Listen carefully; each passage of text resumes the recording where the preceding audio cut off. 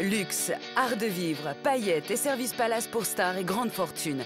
Décryptage aux quatre coins de la planète. Côté face, des univers de rêve et de luxe pour célébrités et riches clients. Côté pile, les coulisses d'un business avec ses codes, ses secrets et ses exigences de star. Escale à Buzios. Ce petit village de pêcheurs à 2h30 de route de Rio de Janeiro est devenu en quelques années une des destinations les plus chics et branchées du Brésil. Un écrin de verdure entouré d'une eau azur. Plus de 30 km de sable fin répartis sur 23 plages. Toutes plus belles les unes que les autres. 300 jours de soleil par an. Bienvenue au paradis. Voulez-vous coucher avec moi, c'est ça? Oui. Mais ce qui a valu à cette station balnéaire le surnom de Saint-Tropez du Brésil, c'est la venue d'une femme légendaire, Brigitte Bardot. Ça a attiré Buzios dans le monde. C'est Buzios. Soudain, tout à coup, Buzios existait. Depuis, cette presqu'île est devenue un rendez-vous incontournable pour les célébrités du monde entier qui viennent goûter à son art de vivre et son authenticité. Mick Jagger, le footballeur Romario, Bill Gates, mais aussi des stars françaises. Monica Bellucci, Vincent Cassel, le fils du président français, Pierre Sarkozy. Demeures somptueuses, hôtels de luxe et fêtes exotiques, pour répondre aux exigences de la jet-set, Buzios joue la carte du glamour. J'essaie beaucoup de nouvelles recettes, mais toujours en gardant à l'idée que ma clientèle est très exigeante. Mais maintenant, c'est le roi. C'est le roi de Buzios. Plongé dans l'univers des célébrités, des milliardaires, mais aussi de ceux qui sont à leur service. Un monde hors norme où tous les rêves sont permis, à condition d'être une star. Rio de Janeiro, mégalopole de 6 millions d'habitants à 12 heures de vol de Paris. Ses célèbres plages d'Ipanema et Copacabana. Ses somptueuses propriétés avec une vue qui embrasse toute la baie. En plein développement, le Brésil connaît une insolente croissance économique de 7,5%. L'expression « miracle brésilien » est sur toutes les lèvres, selon le magazine Forbes. Le pays produit 19 nouveaux millionnaires par jour depuis 2007. Le niveau de vie progresse à toute allure et une classe de nouveaux nantis émerge, avec l'envie de consommer et surtout une soif de luxe. Pour fuir l'urbanisme galopant et la surpopulation de Rio, s'évader du tumulte et de l'effervescence, ces Brésiliens fortunés ont trouvé un refuge. Buzios, petit havre de paix pour privilégier à 2h30 de route de Rio. La station balnéaire la plus proche de la mégalopole.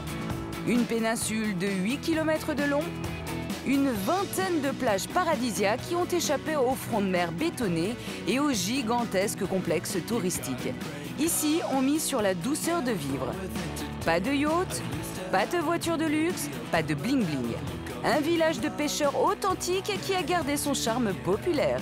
Mais derrière cette apparente décontraction se cache le fief des plus grandes fortunes brésiliennes. Des propriétés somptueuses à l'abri des regards, que l'on aperçoit uniquement par avion. Ces demeures d'exception, c'est cet homme qui les a imaginées. Otavio a connu Buzios dans son enfance. Il y vit aujourd'hui à l'année. Cet architecte a dessiné plus de 1700 maisons sur la péninsule. Avec une idée phare, ne faire qu'un avec le panorama.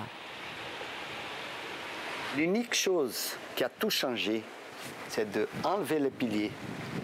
Comme ça, les espaces se interpénètrent. On dit ça? Oui. Donc, tu ne sais pas quoi est dedans, quoi est dehors. Et comme ça, on perd un peu le contrôle de la chose. Regarde, regarde. Les gens viennent avec des idées très claires. Ah, je veux une salle de bain comme ça, n'importe comment. Ou je veux la chambre de mes fils d'une telle façon. Mon travail, c'est de prendre le rêve de ces gens et faire un mariage entre le rêve et le terrain. Grâce au coup de crayon d'Ottavio, le rêve a pris forme pour Amy Irving, actrice américaine et première femme de Steven Spielberg. Il a aussi dessiné une demeure d'Ike Batista, l'homme le plus riche du Brésil, la 8e fortune mondiale selon le classement du magazine Forbes. À chaque fois, Ottavio a imaginé des demeures inspirées de la traditionnelle maison du pêcheur de Buzios. Une association d'authenticité et de luxe qui doit tenir compte des exigences de chacun de ses clients, même les plus insolites. Je suis un dinosaure. Ça, c'est Buzios. Toujours le rêve. Parce que la propriétaire, c'est une vieille dame, elle m'a dit je nageais quand j'étais jeune. Je voulais une piscine où je peux nager. On a mis la piscine sur le passage latéral de la maison. Elle a aimé la piscine, elle n'a jamais nagé dedans, mais le rêve, ça reste toujours. Il faut tout sacrifier, mais sauver le rêve. Et Ottavio sait de quoi il parle. Lui qui a été l'un des premiers à découvrir cet endroit, la pointe de la Zapata, en 1979 et à s'y installer. Il y a une petite plage ici et une autre devant l'atelier. C'est chez vous? Oui, toujours chez moi. Regarde la couleur de l'eau. C'est ça le vrai luxe. Un emplacement unique et une propriété de 340 mètres carrés où Ottavio a pu tester ses lubies d'architecte. Quand j'ai commencé à travailler, très souvent, des couples qui venaient pour me contracter demandaient de faire un petit jardin dans sa salle de bain. Et moi, j'ai fait une petite salle de bain dans un jardin. Tu vois, c'est complètement un jardin. Il y a des plantes partout. Aujourd'hui, le petit bijou architectural d'Ottavio n'a plus de prix.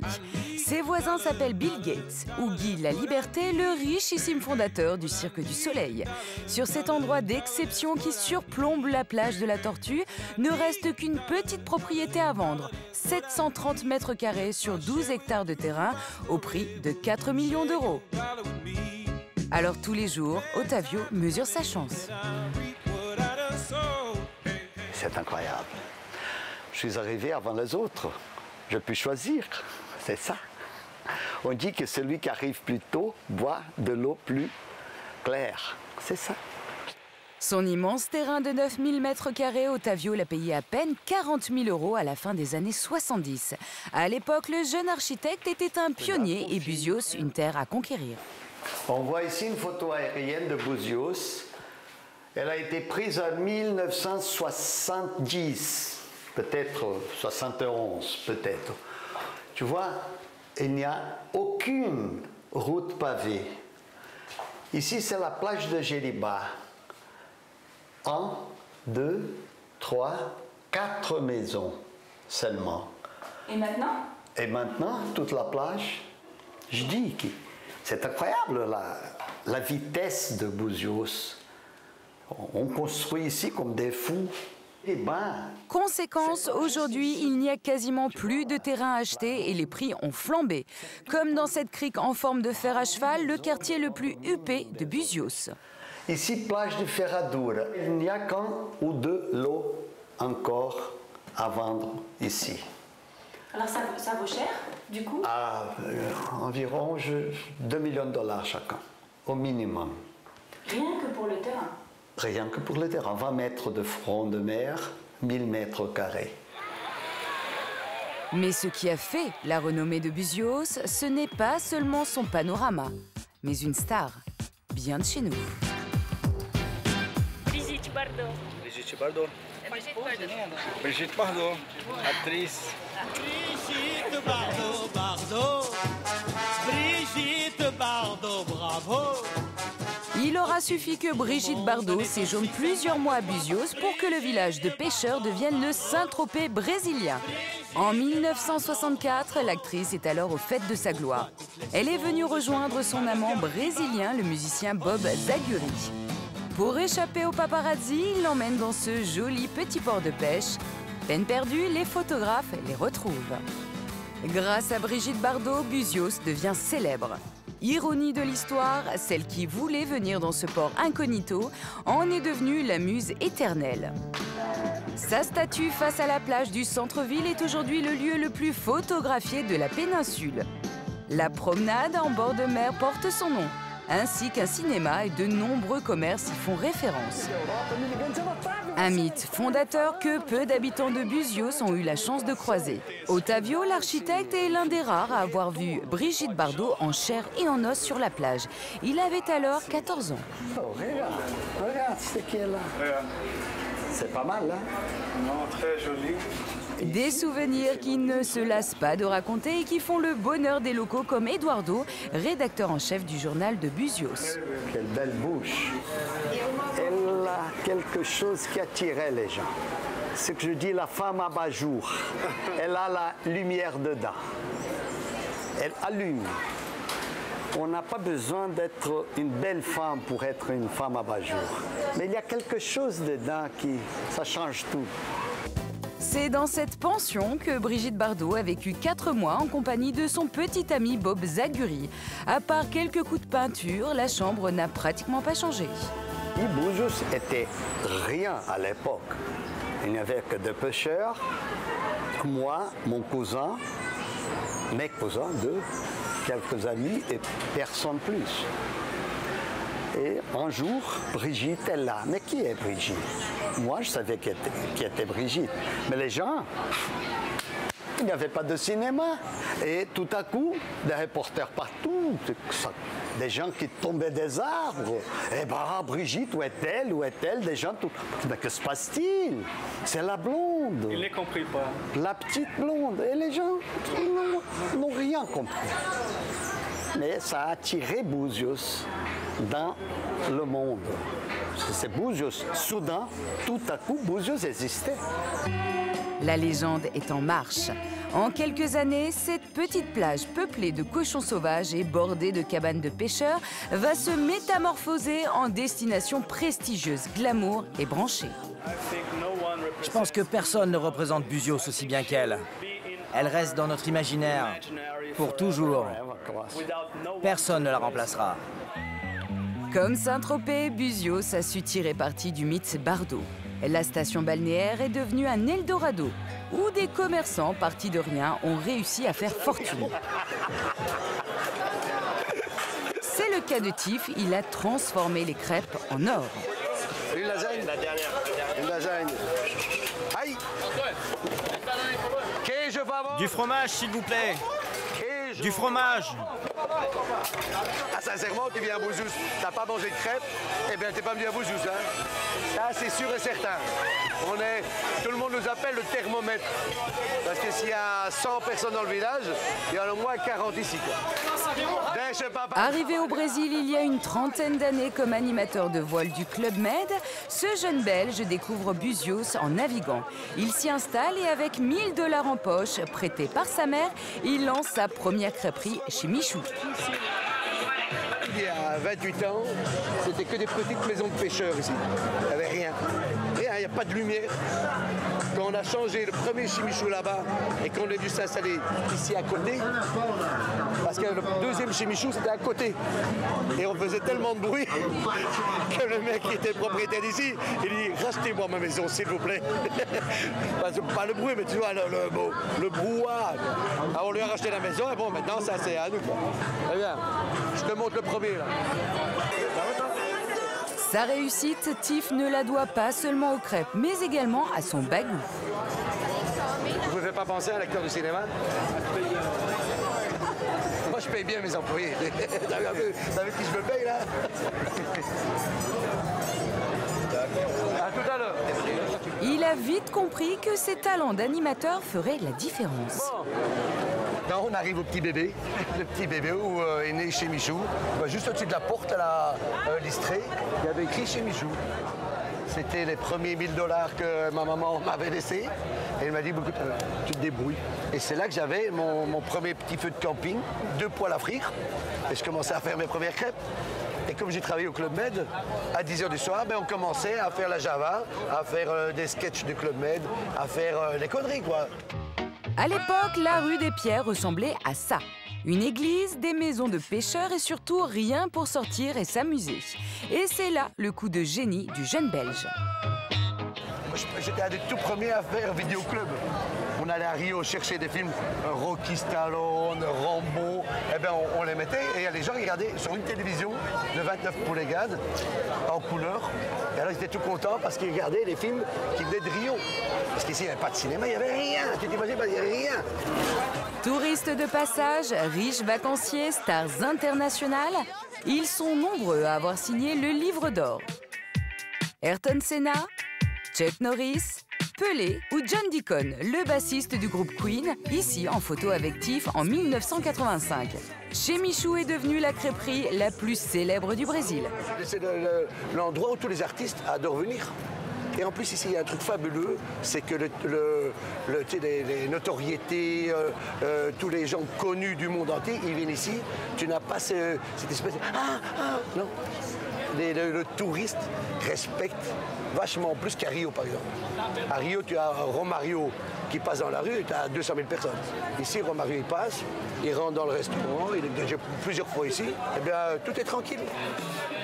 Aujourd'hui, Tiff est l'heureux propriétaire de 2 autres restaurants dans la rue principale et 5 crêperies à Rio de Janeiro.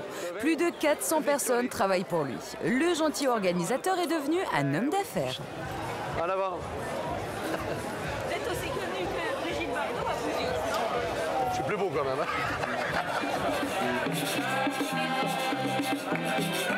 Si Tiff est devenu une célébrité locale, d'autres préfèrent travailler dans l'ombre.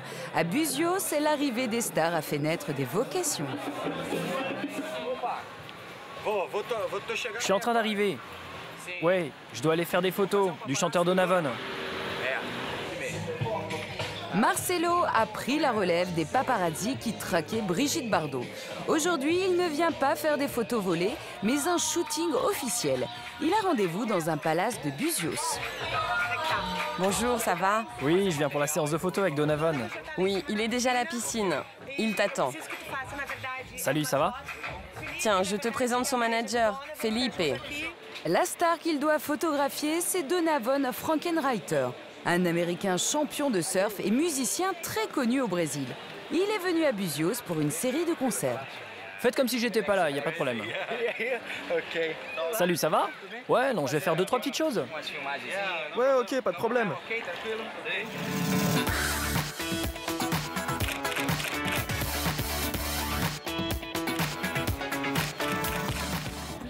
En fait, ces photos vont passer dans toute la presse nationale. Donovan est une superstar ici. On va voir aussi s'il est la cote à l'international. Et si on arrive à vendre ces photos à des médias à l'étranger, on va se faire un max d'argent. Si la star a donné son consentement pour ces photos, Marcelo les prend à la façon d'un paparazzo. Des clichés sur le vif qui donnent l'impression d'avoir surpris le musicien et sa famille dans leur intimité de vacances. Voulez-vous coucher avec moi ce soir? Oui.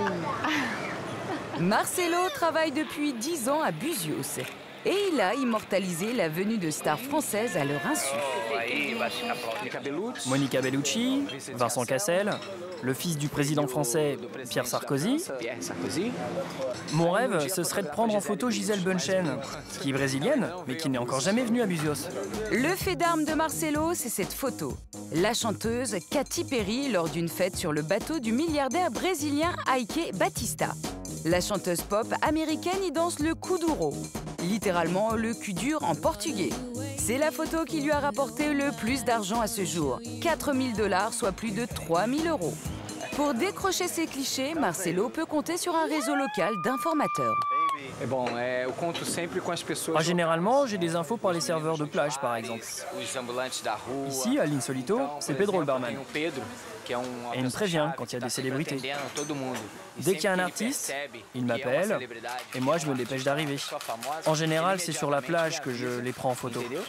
Les stars en maillot de bain, c'est ce qui se vend le mieux. Et pour de bonnes photos, il faut de bons informateurs. L'hôtel dans lequel travaille Marcelo aujourd'hui est l'un des plus sélects de Buzios. Ce 5 étoiles bâti à flanc de colline fait face à la baie de Ferradura, l'un des quartiers les plus chers de la péninsule. 80 salariés pour un service ultra personnalisé, 3 piscines, plusieurs bars et restaurants et même un héliport privé. Pour seulement 21 chambres. Un palace où les musiciens comme Sting et Fatboy Slim sont venus passer leurs vacances. Et où l'homme le plus riche du Brésil, le milliardaire Ike Batista, a ses habitudes. Un film a même été tourné ici avec une star française. Vincent Cassel. Donc Vincent Cassel a été appelé par Heitor Dália, qui est un célèbre jeune cinéaste brésilien, à faire un film ici à Buzios. On a eu la chance de pouvoir le voir filmer ici. Et notamment dans ce salon, on a eu une scène qui est une scène très importante du film, qu'il s'agit de la scène de la rencontre entre la maîtresse de Vincent Cassel dans l'histoire et sa fille. Et toute cette scène s'est passée dans un espèce de jeu de miroir, avec ce miroir que vous voyez là. Mais aujourd'hui, c'est un autre événement qui mobilise Emmanuelle Méus de Clermont-Tonnerre, la propriétaire des lieux.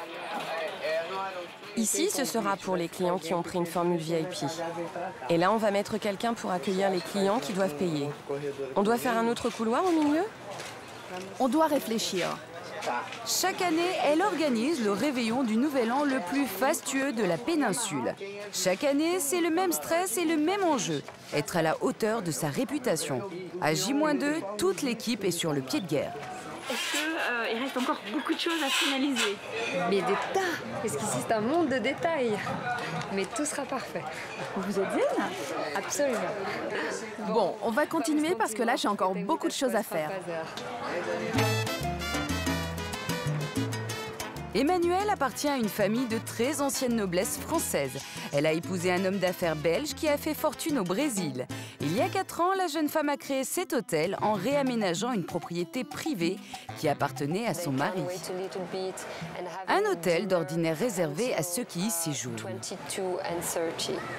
On est quand même un hôtel qui est très exclusif et une fois par an, on fait une très grande fête qui est ouverte au public et où on reçoit beaucoup de gens de l'extérieur qui vivent, je dirais, l'espace d'une nuit, vivre cette expérience in solito qui, quelque part, est quand même une expérience qui est, je dirais, pour des gens très privilégiés.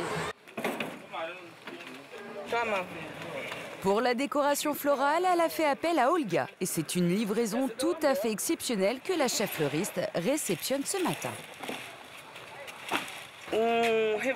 Ça va être un réveillon tropical. Donc on va travailler avec beaucoup de fleurs exotiques et aussi des racines de bois flotté. Ces fleurs tropicales ont parcouru plus de 1000 km par avion.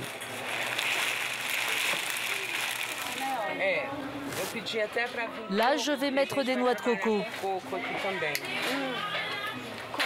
Des noix de coco vertes ou des marrons? Des vertes.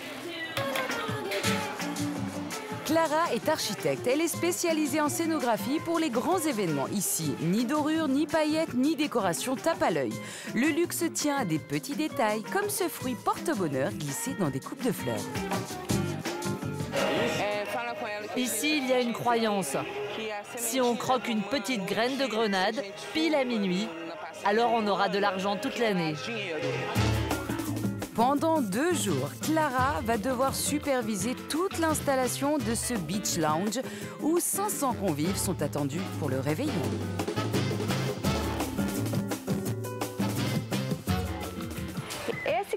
Celui que tu as dans la main, tu peux le baisser un peu? Oui, celui-là. Mets-le entre ces deux-là.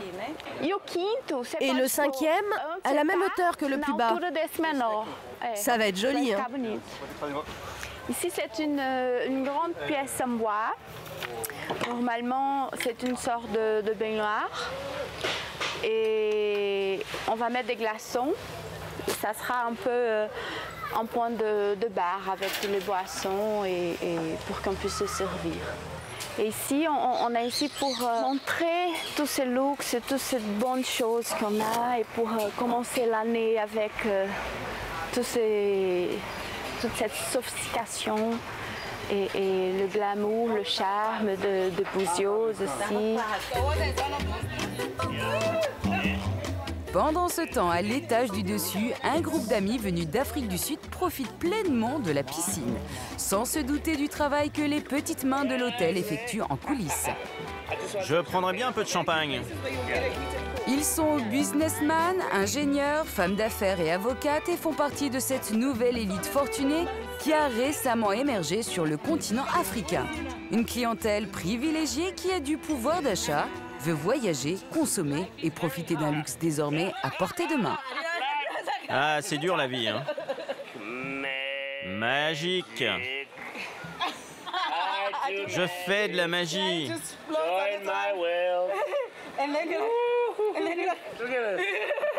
Ça, vous trouvez ça seulement à Buzios? Seulement à Buzios. C'est ici que ça se passe. Buzios offre un avantage majeur, ce sentiment d'entre-soi que les clients apprécient tout particulièrement. Profitez de la vie avec des gens qui vous ressemblent, certes, mais c'est aussi l'occasion de soigner son réseau professionnel. Si vous venez à Buzios, vous allez rencontrer des gens de votre classe. On peut aussi rencontrer des associés pour faire du business.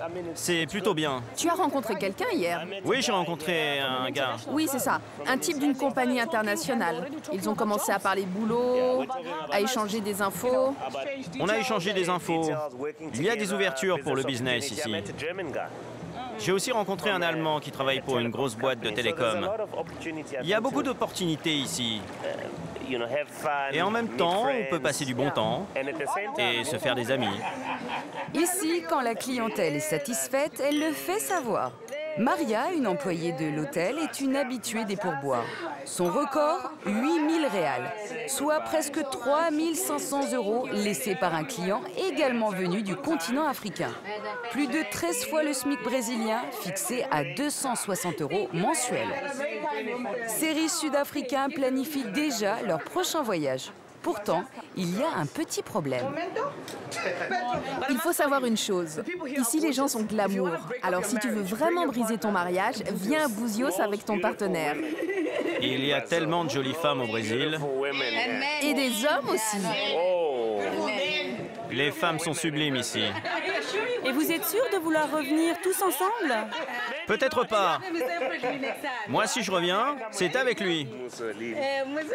Pour satisfaire les exigences de cette clientèle qui dépense sans compter, les établissements de Buzios rivalisent d'imagination.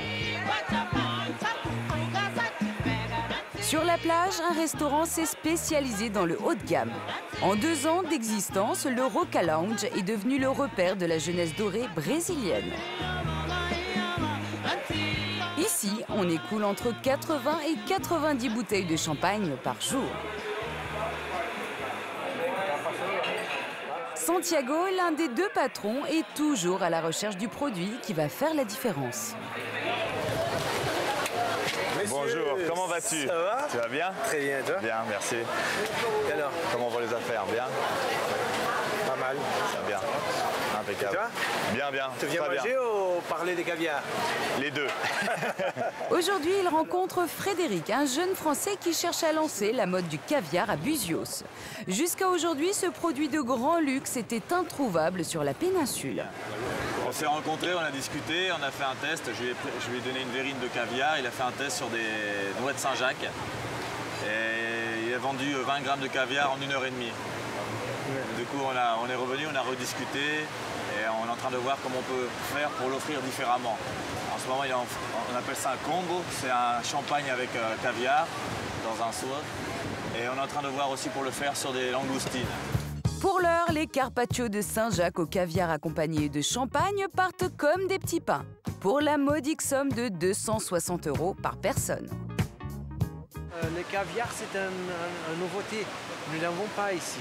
Et nous avons maintenant beaucoup de personnes qui viennent de São Paulo directement à Buzios, dans un private jet ou dans un hélicoptère.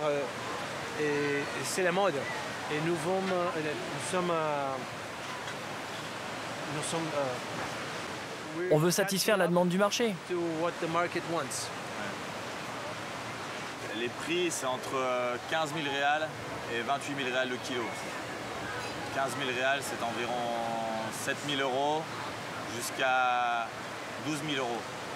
Et alors, des prix exorbitants, mais avec 19 nouveaux millionnaires chaque jour au Brésil, le beluga a de beaux jours devant lui.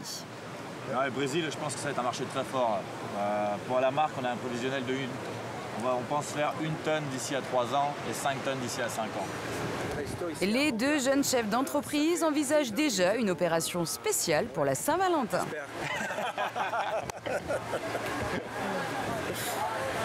Alors, je dois travailler.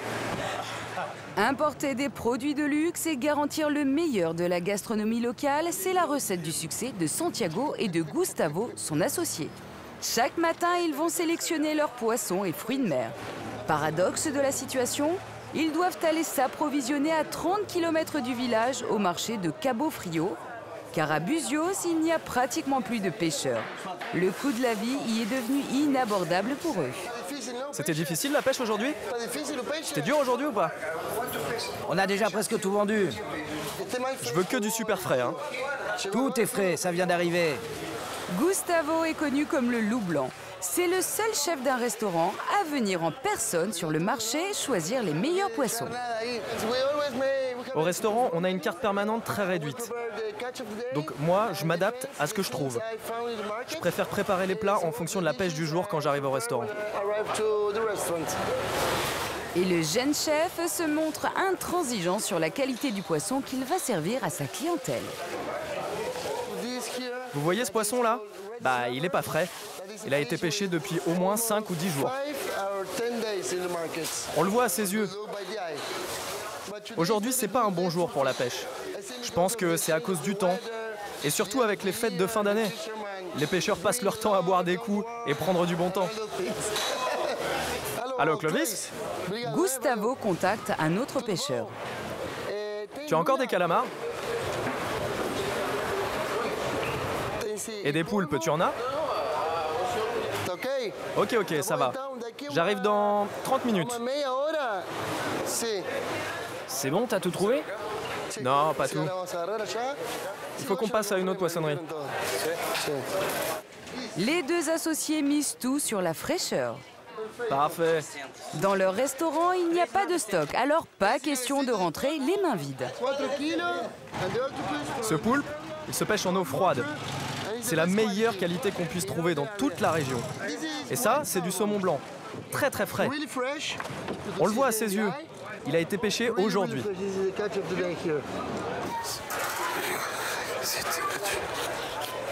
200, 400 et 40. Tu vois, j'ai plus rien. Je peux même plus me prendre un café. Allez, merci. Hein. Pas de temps à perdre, car le chef doit maintenant œuvrer en cuisine. Il s'attaque au saumon sauvage, à la chair bien plus tendre que le saumon d'élevage. Il est aussi 2 fois plus cher. T'as vu, il est énorme. Et il fait combien de kilos? 16 kilos. Ah, tu fais le boulot pour une fois parce qu'il y a une caméra. Allez, donne ça à quelqu'un qui sait le faire.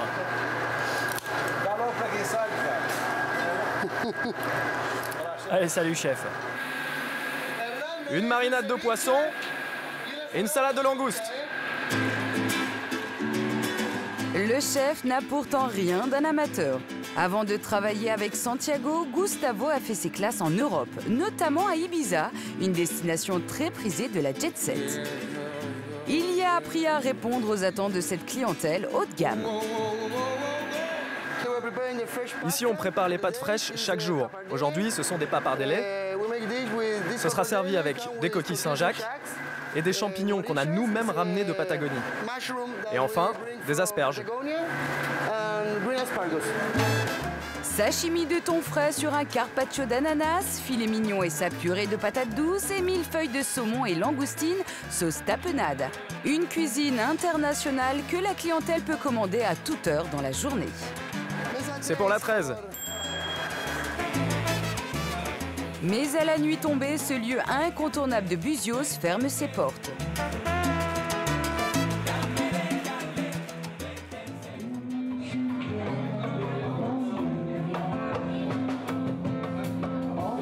Le soir, c'est dans des fêtes privées que se retrouvent les privilégiés à Buzios. Ce soir, une réception a lieu dans une somptueuse demeure de plusieurs centaines de mètres carrés. La propriété qui surplombe la plage de Ferradura a été dessinée par l'architecte Ottavio.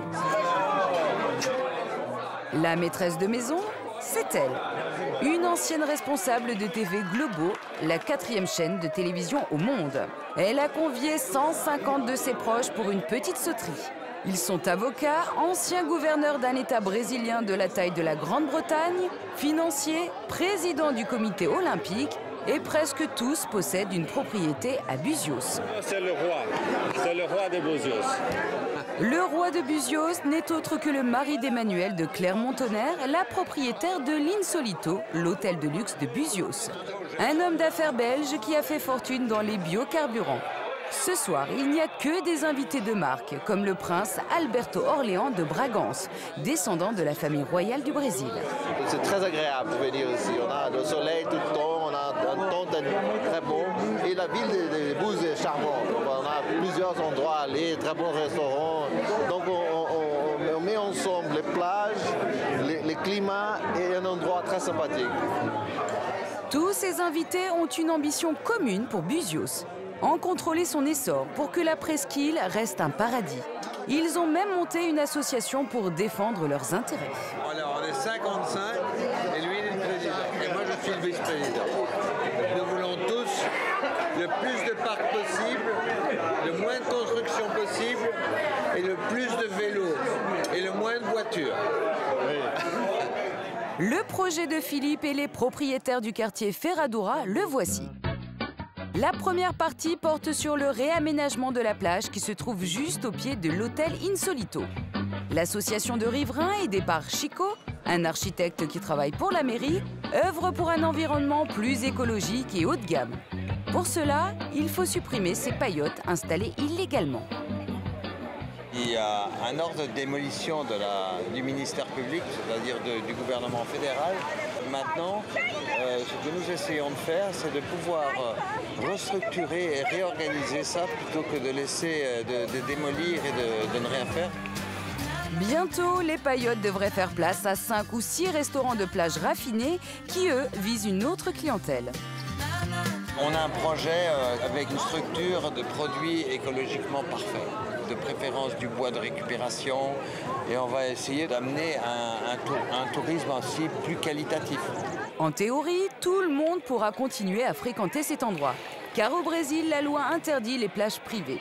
Mais dans les faits, les prix pratiqués par ces restaurants et ces bars de plage haut de gamme vont sans doute dissuader les locaux et les modestes touristes d'y venir. La suite du projet concerne une lagune, vouée à devenir une grande zone protégée sans aucune habitation. Il faut dire que Buzios doit faire face à un sacré défi. La ville est victime de son succès. Le tourisme, c'est très important économiquement.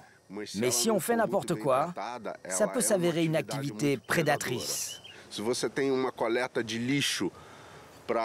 Comment voulez-vous que les infrastructures d'une ville de 30 000 habitants fonctionnent quand il y a 300 000 personnes qui débarquent? Les poubelles débordent, la circulation devient ingérable. Il n'y a pas assez de policiers. Voilà le problème d'une ville comme Buzios. Dans quelques mois, il y aura ici une base de loisirs, avec des cours de tennis, des pistes cyclables, un héliport et des restaurants.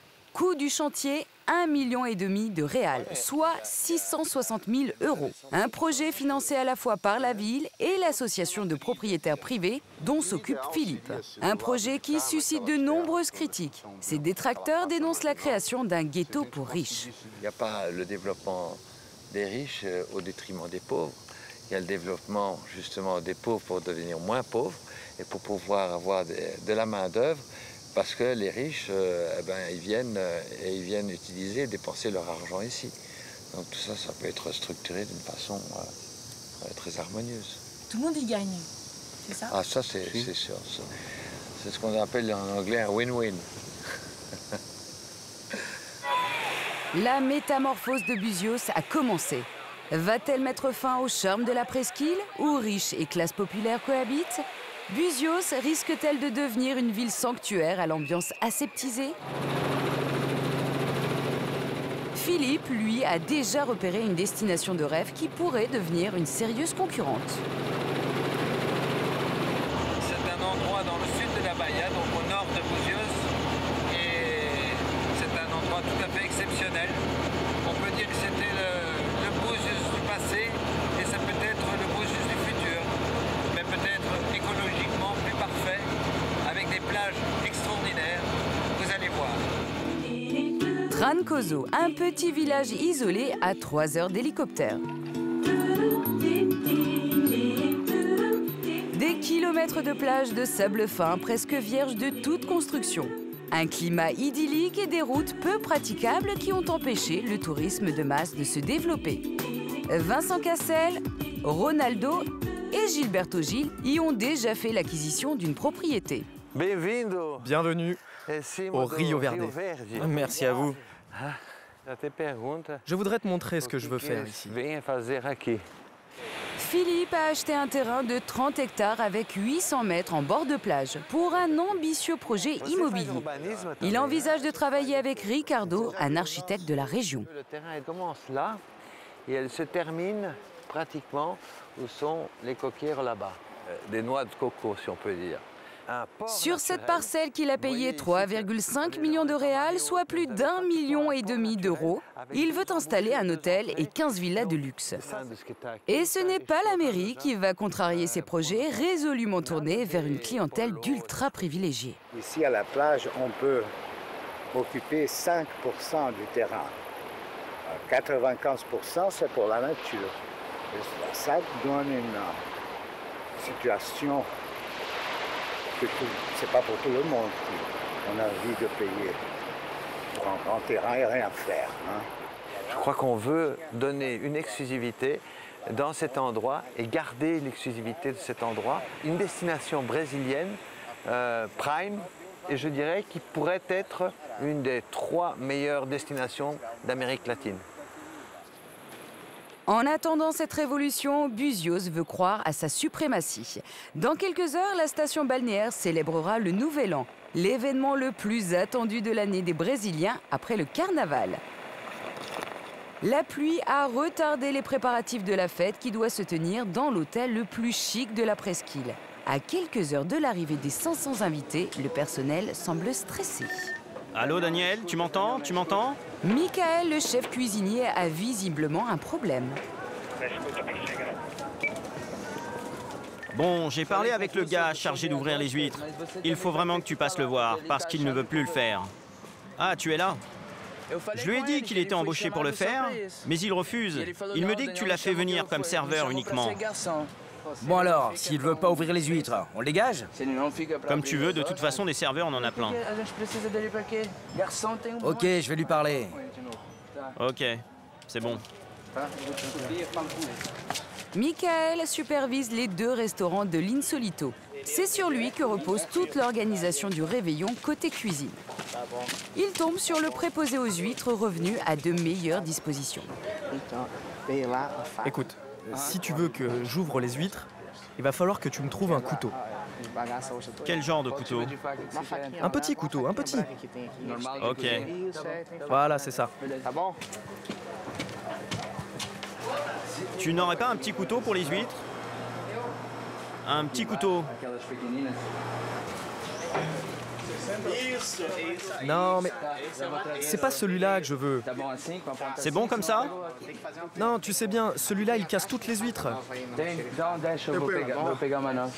Bon, attends, Daniel va t'en chercher un autre. Daniel, tu m'entends? Tu m'entends?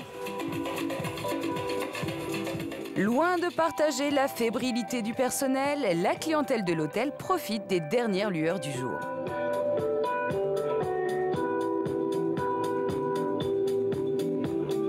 Et les employés s'efforcent de travailler le plus discrètement possible.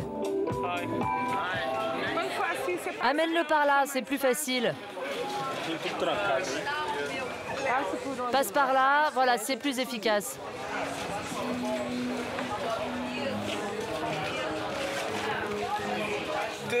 Tout va bien. Là, c'est l'heure de rester concentré. avec ce genre d'événement, est-ce qu'on a le droit à l'erreur ou pas? Absolument pas. Absolument pas. Les gens ils veulent que la fête soit parfaite. Et nous, on essaie de faire notre mieux pour que ça puisse être comme ça. Michael a réglé l'affaire des huîtres, mais il a d'autres soucis. Pour préserver les saveurs de ses plats, il a préféré préparer le buffet au dernier moment. Les verrines ont pris du retard. Est-ce que tu peux aller plus vite? Tu peux aller plus vite parce qu'il y en a encore 1000 à remplir. Et du côté des petits fours, même constat. Ça, c'est des aumônières, de tomates confites et fromage de brie. Là, ce sont les préparations de dernière minute. On va les servir chauds aux clients. Eh, les Français, vous avez vu comment les Brésiliens travaillent vite? Ça vous impressionne, hein? Les filets de poisson, c'est bon? Bon, c'est là. Pense à mettre du sel et à ajouter les pommes de terre. Les langoustes à l'américaine, ça va aussi? Et la crème d'huître, c'est bon?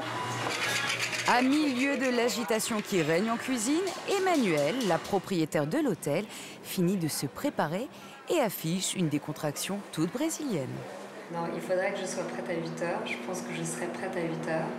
J'aurais voulu être prête un peu avant pour vérifier que là-haut tout soit en ordre. Mais j'ai déjà eu la confirmation que tout va bien là-haut. Donc, je suis enchantée. Le droit d'entrée pour cette soirée a été fixé à 240 €. Mais à l'heure où les premiers invités devraient déjà être là, l'endroit est désert car la pluie a repris.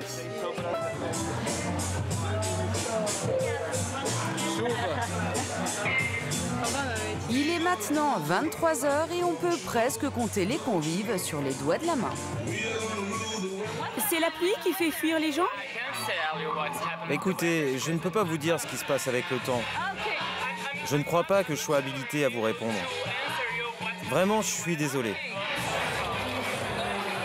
Le personnel a l'air quelque peu inquiet, mais au Brésil, relativiser est une seconde nature.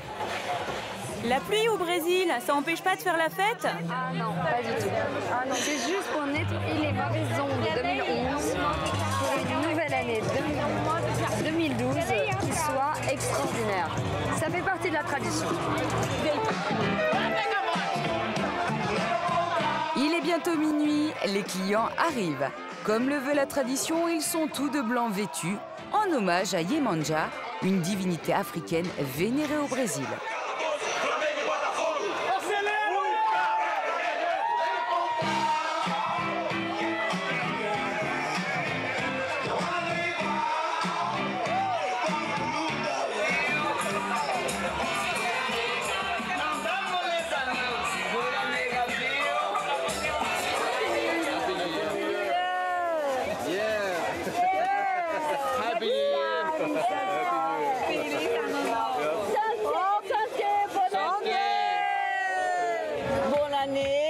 Souhaiter la santé pour tout le monde et j'espère que l'année soit bonne pour tous les pays. Beaucoup d'amour, pas de corruption au Brésil.